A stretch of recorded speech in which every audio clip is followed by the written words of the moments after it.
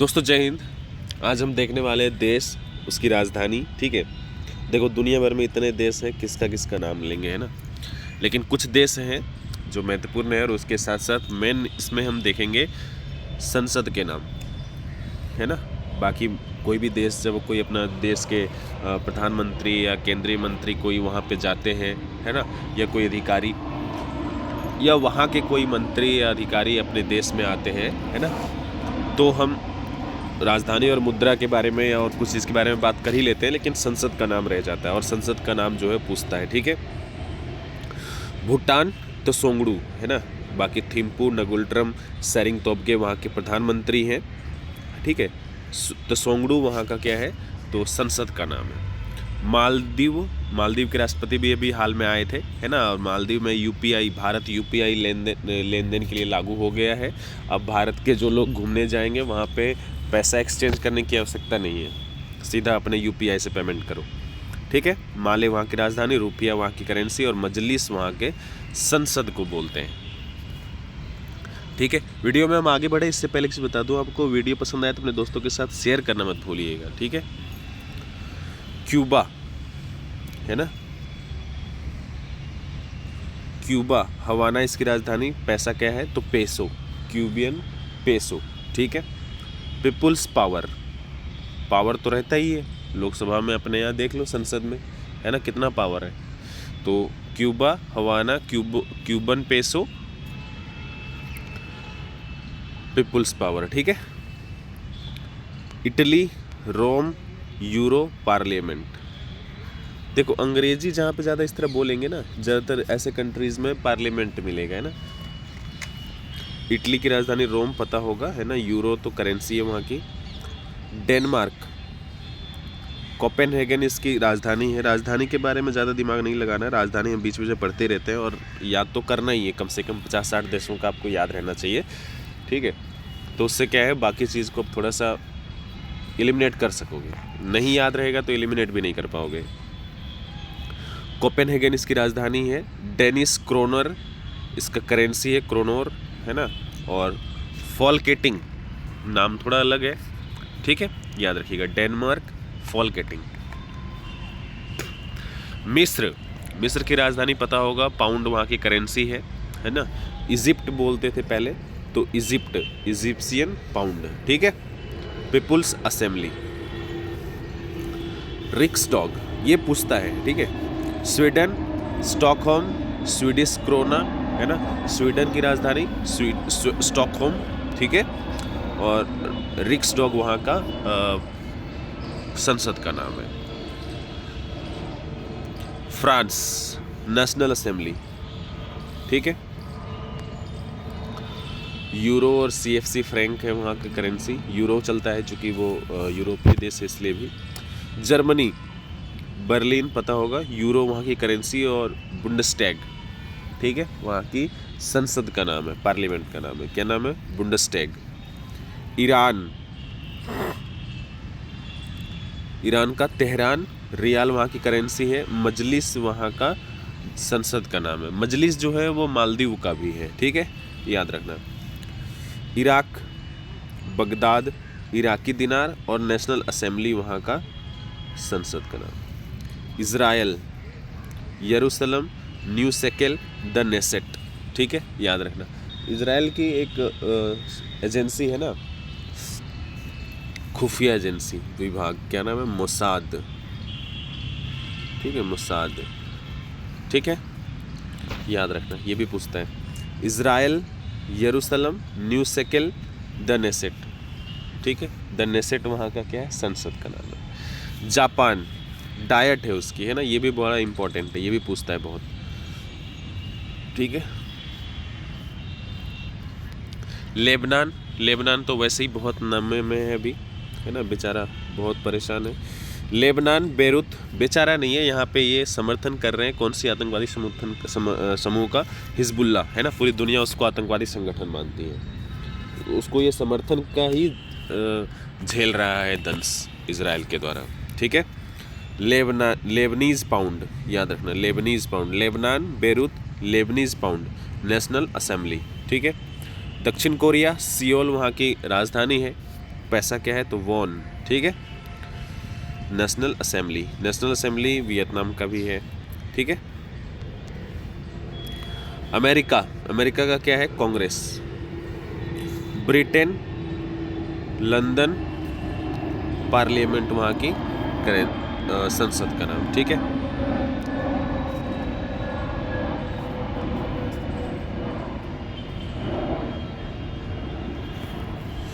Norway starting, ठीक है। Norway starting याद रखना क्या है ये, तो नॉर्वे के संसद का नाम है। बाकी ओस्लो वहाँ की राजधानी है। नॉर्वेजियन डॉलर वहाँ का करेंसी। अभी आ जाते हैं थोड़ा करंट से। करंट पढ़ना ज़रूरी है। अगर आप जीएस पढ़ रहे हो और करंट नहीं पढ़ रहे हो साथ साथ, तो कहीं ना कहीं छूट जाएंगे हम, है ना। बाकी करंट अफेयर्स लेना है कोई ना कोई बुक, ठीक है, जो आपको सही लगे। भारत और चीन पूर्वी लद्दाख में वास्तविक नियंत्रण रेखा पर गश्त व्यवस्था पर एक समझौते पर पहुंच गए हैं, ठीक है। बात ऐसी है, भारत और चीन के बीच में ऐसे नियंत्रण रेखा कौन सी है, मैकमोहन, है ना।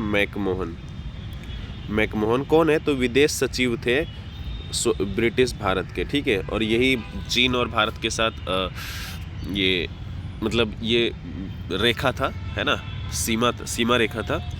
इसलिए हेनरी मैकमोहन के नाम से ही मैकमोहन रेखा इसका नाम पड़ा है, ठीक है, याद रखना। लेकिन वास्तविक में अभी वास्तविक नियंत्रण रेखा के पास है, इससे आगे, ठीक है, याद रखना। तो विदेश सचिव विक्रम मिस्त्री, ठीक है। विदेश सचिव भी याद रखिएगा कौन है, विक्रम मिस्त्री। ये भी पूछ सकता है कौन है विदेश सचिव, विक्रम मिस्त्री। और विदेश मंत्री तो पता ही होगा, ठीक है। तो 2020 में जो शुरू में तनाव हुआ था ना, गलवान घाटी के वजह से बार बार ऐसे करके हो रहा है, तब से थोड़ा दोनों देशों के बीच पे खटपट चल रहा था और व्यवस्थित नहीं चल रहा था व्यापार या और चीज़ भी, ठीक है। तो इसको सुलझाना ज़रूरी है।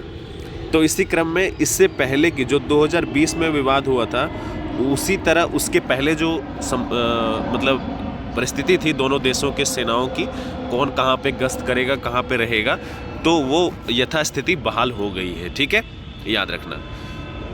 तो विदेश सचिव कौन है, विक्रम मिस्त्री। अभी LAC पर है, ठीक है, वास्तविक लाइन ऑफ एक्चुअल कंट्रोल, लेकिन एक्चुअली है कहाँ पे, तो मैकमोहन रेखा, ठीक है। प्रधानमंत्री नरेंद्र मोदी कल कजान शहर में, एक्चुअली आज चले गए हैं, ठीक है, जब आप मुझे देख रहे हो तो जा चुके होंगे, ठीक है। प्रधानमंत्री नरेंद्र मोदी कल कजान में शहर में 16वें ब्रिक्स शिखर सम्मेलन में भाग लेने के लिए रूस की 2 दिवसीय यात्रा पर जाएंगे, ठीक है। ब्रिक्स शिखर सम्मेलन में भाग लेने के लिए प्रधानमंत्री मोदी जा रहे हैं। कहाँ पे होगा ये, तो कजान, ठीक है, रसिया में ही मॉस्को में अभी ब्रिक्स व्यापार सम्मेलन भी हुआ था। अगर आपको याद है तो ठीक है, नहीं तो याद रखना, ठीक है। कहाँ पे, मॉस्को व्यापार सम्मेलन, ठीक है।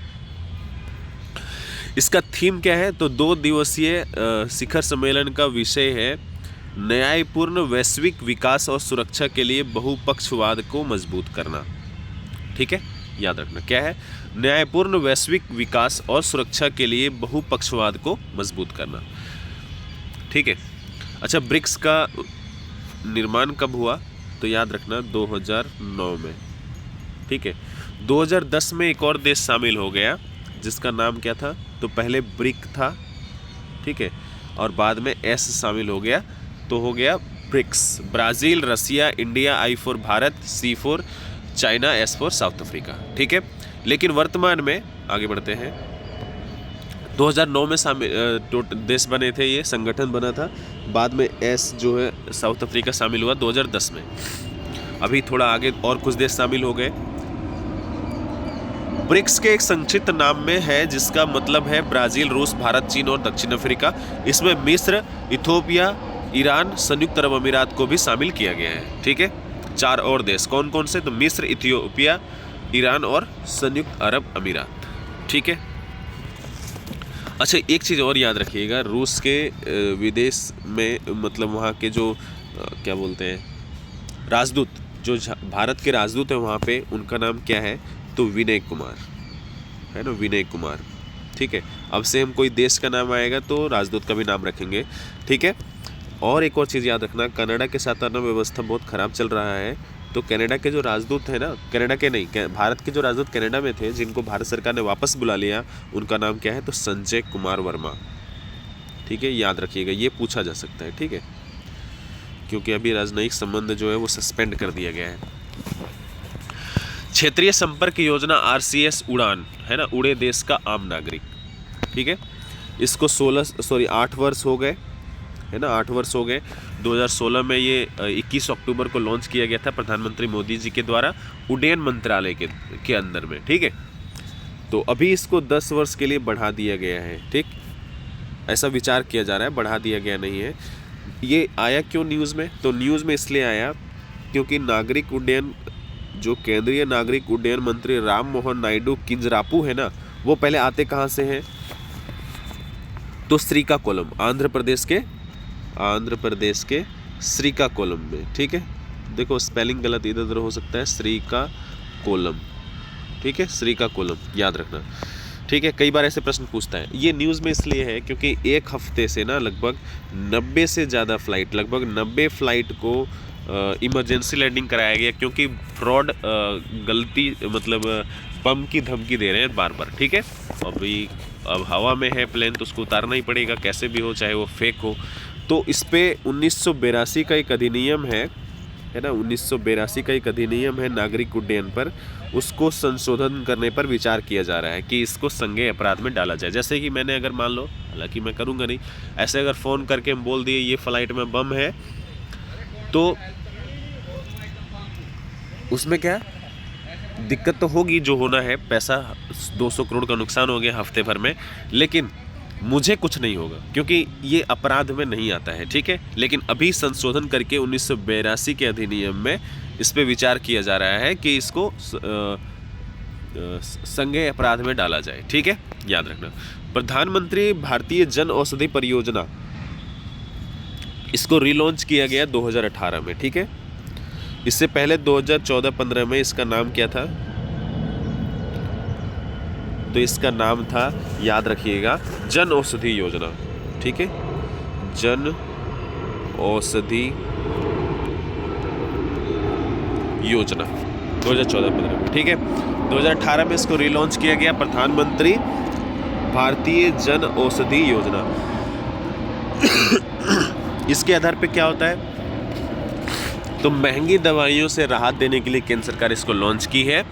ठीक है, याद रखिएगा, जो जेनरिक दवा, जो वास्तव में उतने ही प्रभावी होती है जितना ब्रांडेड और महंगी दवाइयाँ होती है, लेकिन ये क्या है, सस्ते दाम पे जेनरिक होता है। ठीक है, जेनरिक मतलब जो जेन्युइन दवाई है वही होता है, लेकिन उसका प्रचार प्रसार करके और ब्रांडिंग करके महंगा बेचते हैं दूसरी कंपनियाँ। ठीक है, तो याद रखना।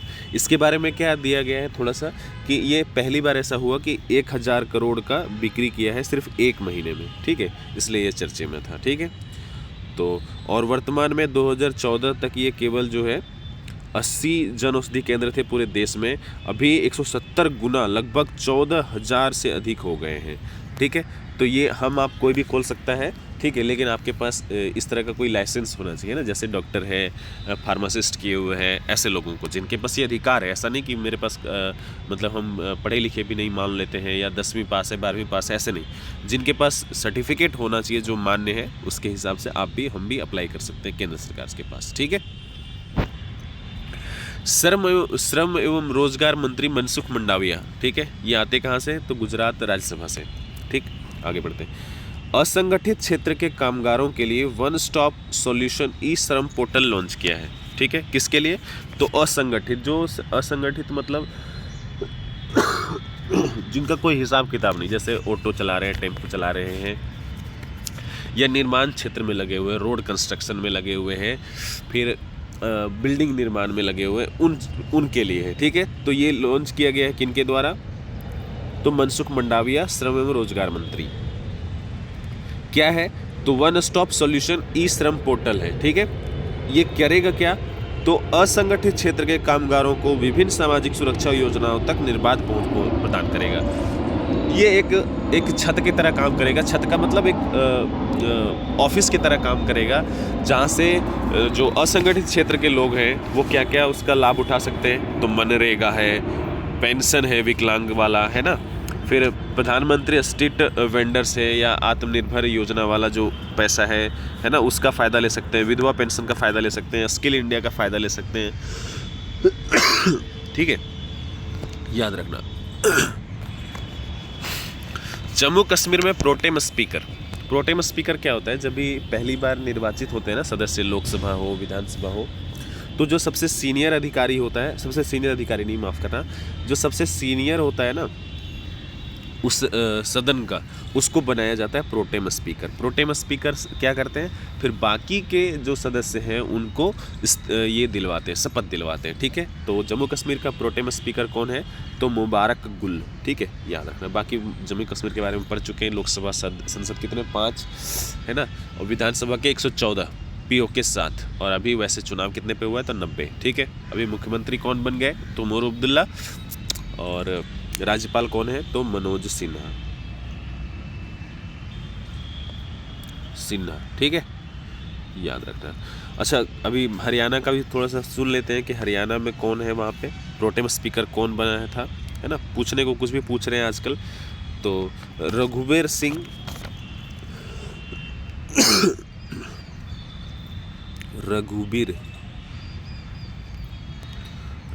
सिंह काडियान। ठीक है, ये कौन है? तो हरियाणा के प्रोटेम स्पीकर, अभी जो विधानसभा निर्वाचित हुई, नवनिर्वाचित। राष्ट्रपति द्रौपदी मुर्मू आज नई दिल्ली में 5वें राष्ट्रीय जल पुरस्कार 2023 प्रदान करेंगी। ठीक है, अभी देखो कुछ दिन पहले ही बताया था कि इसका घोषणा हो चुका था, है ना। तो ये 9 श्रेणियों में दिया जाएगा। कितने श्रेणियों में? 9 श्रेणियों में। हम देखेंगे किस किस में।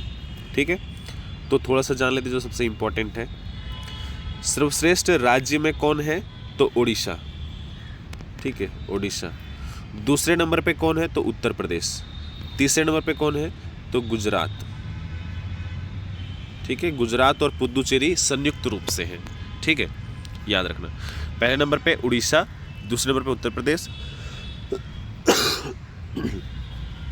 माफ करना, और तीसरे नंबर पे गुजरात और पुदुचेरी संयुक्त रूप से। ठीक है, और किस किस में दिया गया है? तो देखो, सर्वश्रेष्ठ जिला कौन है? तो विशाखापट्टनम, आंध्र प्रदेश। ठीक है, विशाखापट्टनम। ठीक है, विशाखापट्टनम, आंध्र प्रदेश। ठीक, सर्वश्रेष्ठ जिला हो गया। सर्वश्रेष्ठ ग्राम पंचायत की बात करें तो पुलमपारा। सर्वश्रेष्ठ ग्राम पंचायत पुलमपारा। देखो, एक बार में याद नहीं होगा, 2-3 बार इसको सुनना, थोड़ा सर्च कर लेना एक बार। ठीक है, यहाँ पे शामिल नहीं कर पा रहा हूँ मैं सब कुछ, क्योंकि ये न्यूज़ में लिखा नहीं था, इसको सर्च करके लिखा है। ठीक है, पुलमपारा। तीसरा क्या है? सर्वश्रेष्ठ शहरी स्थानीय निकाय। तो सर्वश्रेष्ठ शहर सूरत। ठीक है, सूरत। अब सूरत तो कहाँ पे है ये तो लिखने की ज़रूरत नहीं है, सूरत। अच्छा, जो अभी पुलमपारा बताया ना, वो कहाँ पे है? केरल में। ठीक है, याद रखना, सूरत। ठीक है, स्थानीय शहर। सर्वश्रेष्ठ जल उपयोगकर्ता संघ। ठीक है, तो वो है पेंटाकली। ठीक है, पेंटाकली प्रोजेक्ट, बड़ा लंबा नाम है। ठीक है, महाराष्ट्र में है, लिख देता हूँ मैं थोड़ा सा।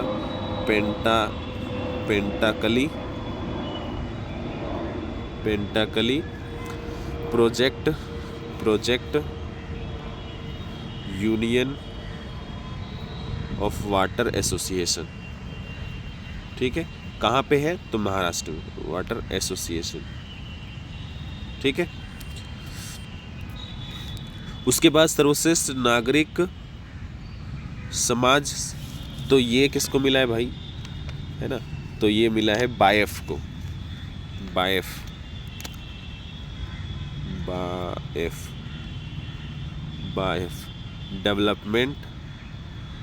Development research foundation. ठीक है, और ये कहाँ पे है? तो ये भी महाराष्ट्र में।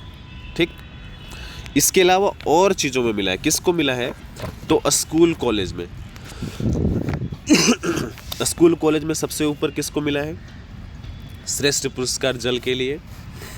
तो government upper primary school, government upper primary school, ठीक है, याद रखना। ये कहाँ पे है? तो राजस्थान में, ठीक है। जेठवांका बस, राजस्थान, ठीक।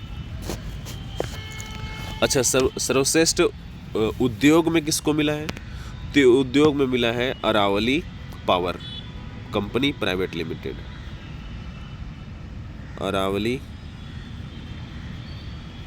अरावली नाम सुन के लग रहा होगा ना कि राजस्थान का है, लेकिन नहीं। Aravali power company private limited, ये कहाँ की है? तो ये हरियाणा की कंपनी है, ठीक है, याद रखना, हरियाणा की इंडस्ट्री है, ठीक है। तो नाम एक बार सर्च कर लेना, वैसे तो मैंने सबका बोल दिया है, ठीक है, 9 के 9 श्रेणी। चलो आगे बढ़ते। केंद्रीय गृह मंत्री अमित शाह आज गांधीनगर के महात्मा मंदिर में अखिल भारतीय 14वां अखिल भारतीय नागरिक सुरक्षा और होमगार्ड सम्मेलन का उद्घाटन करेंगे, ठीक है। कहाँ पे? तो गांधीनगर के महात्मा मंदिर में, ठीक है। 14वां अखिल भारतीय नागरिक सुरक्षा और होमगार्ड सम्मेलन कहाँ पे हो रहा है? तो महात्मा मंदिर, गांधीनगर में, याद रखना। कौन उद्घाटन कर रहा है भाई? तो अपने वर्तमान में गृह मंत्री और सहकारिता मंत्री है ना, याद रखना कौन है?